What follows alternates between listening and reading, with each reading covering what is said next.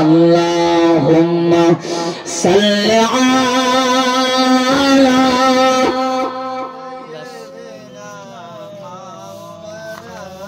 উচ্চাসে পড়েন আলা আলি সাইয়্যিদিনা।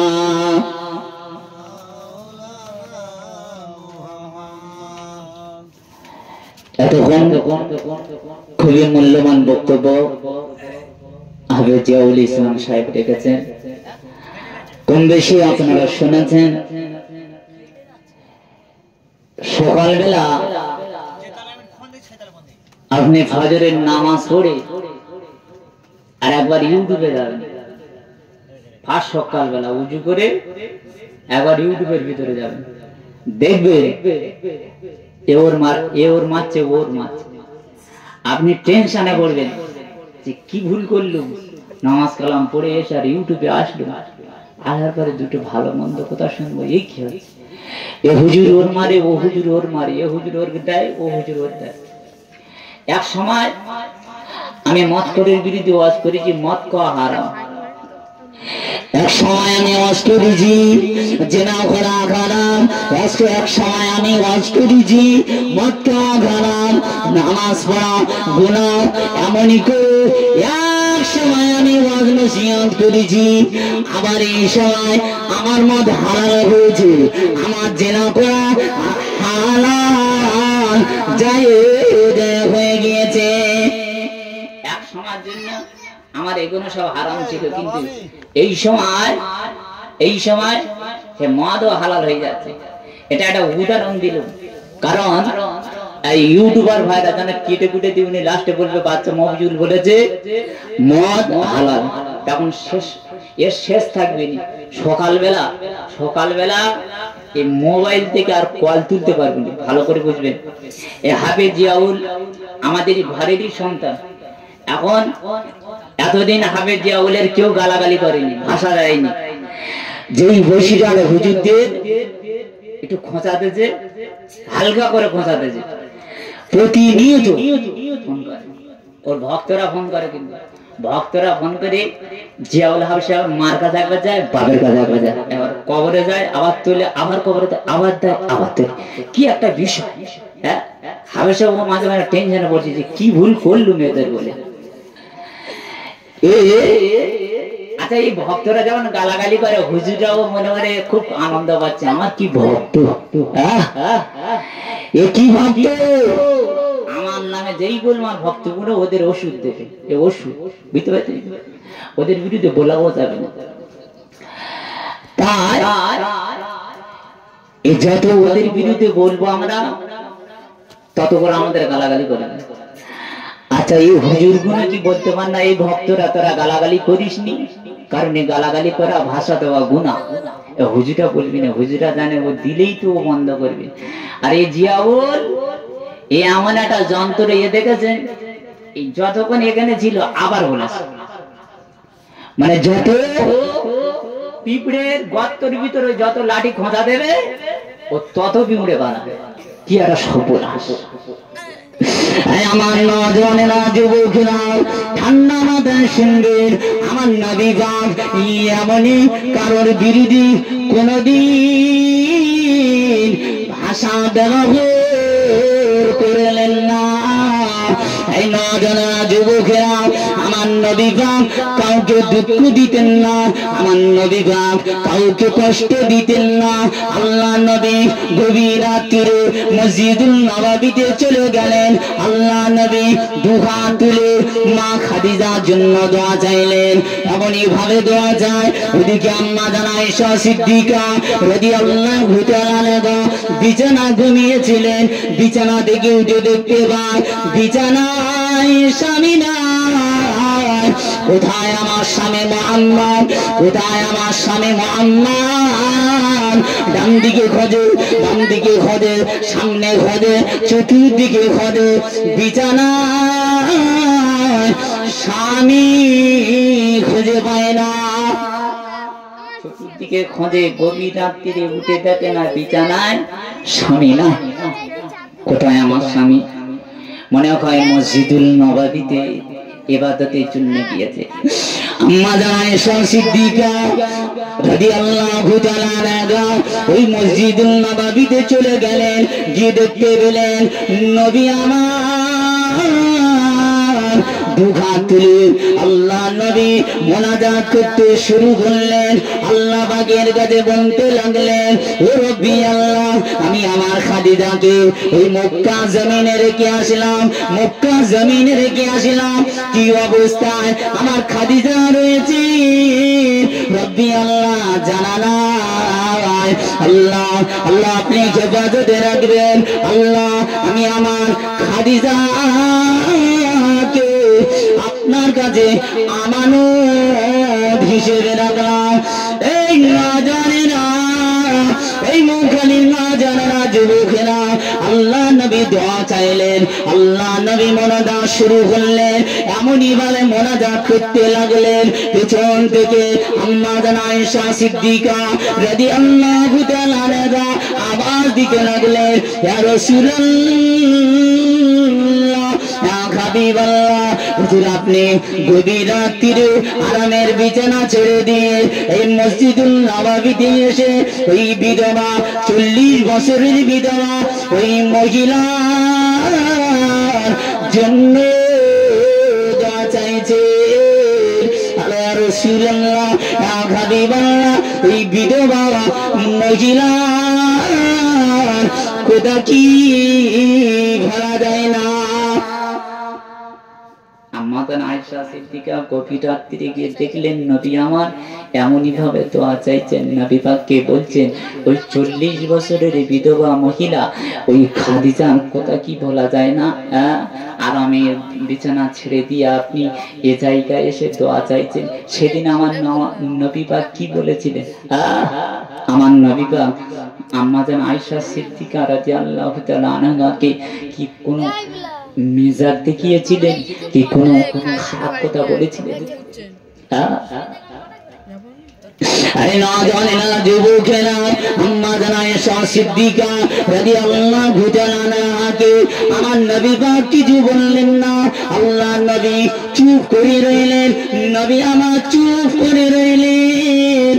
নবী পাকের মনটা বড় খারাপ, নবী পাকের মনটা বড় খারাপ হয়ে গিয়েছে।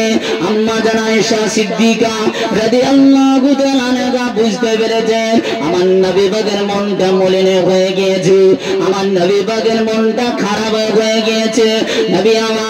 নবী পাকের দিকে আম্মা আয়েশা সিদ্দিকা রাদিয়াল্লাহু তাআলা আনহা লক্ষ্য করে বলতে লাগলেন, ইয়া রাসূলুল্লাহ, ইয়া হাবিবাল্লাহ, হুজুর আপনার মনটা মলিন হয়ে গিয়েছে, হুজুর আপনি আমার কোথায় দুঃখ পেলেন, হুজুর আপনি আমার কোথায় কি কষ্ট পেলেন, হুজুর আপনি আমাকে মাফ করবেন, হুজুর আপনি আমাকে ক্ষমা করবেন।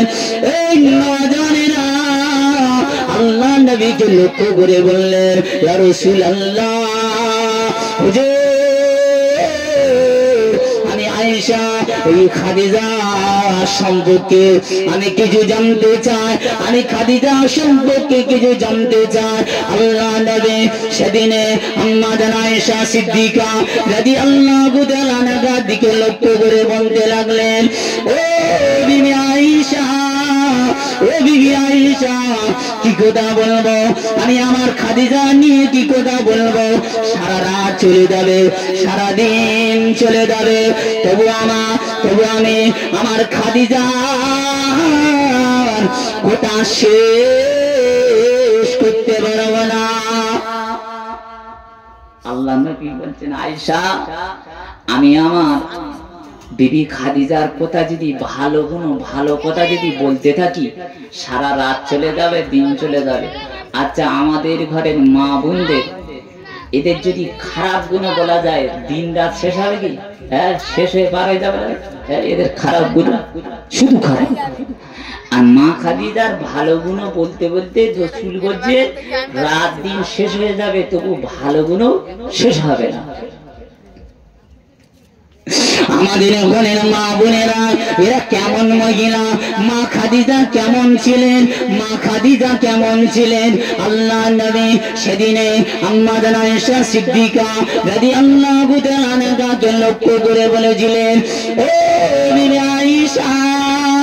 কি কথা বলবো আয়েশা, সারা রাত চলে যাবে, সারা দিন চলে যাবে, তবু আমি আমার খাদিজার কথা শেষ করতে পারবো না।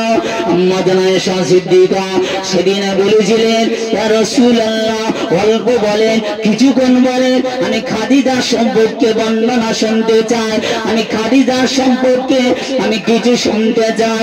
আল্লাহ নবী বলেছিলেন, বিবি আয়েশা, আমি নবী পাক যখনই ওই মক্কা জমিনে ইসলামের জন্য, ইসলাম প্রচারের জন্য প্রত্যেকের দ্বারে যখনই আমি হাজির হতাম, মক্কা জমিনে গলিতে গলিতে আমি নবী পাক যখনই যেতাম, কত মানুষ আমাকে গালি দিত, কত মানুষ আমার উপরে অত্যাচার করতেন, কত মানুষ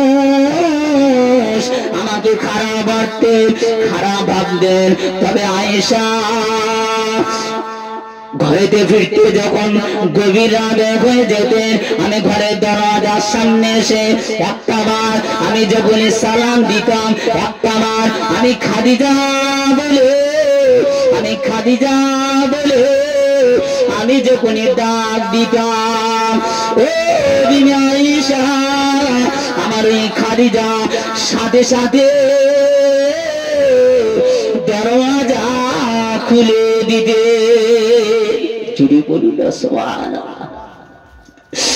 এই মুখালি না জানে না আমাদের ঘরের মা বোনেরা, এরা কেমন মহিলা, গভীর রাত্রি যদি স্বামী ঘরেতে আসে, গভীর রাত্রি যদি স্বামী ঘরেতে আসে, যদি বলে সকিনারা মা তুমি দরজা খুলে দাও, তবে বলে যায় ডেকে ডেকে গলা ধরে যাবে, তবে সকিনা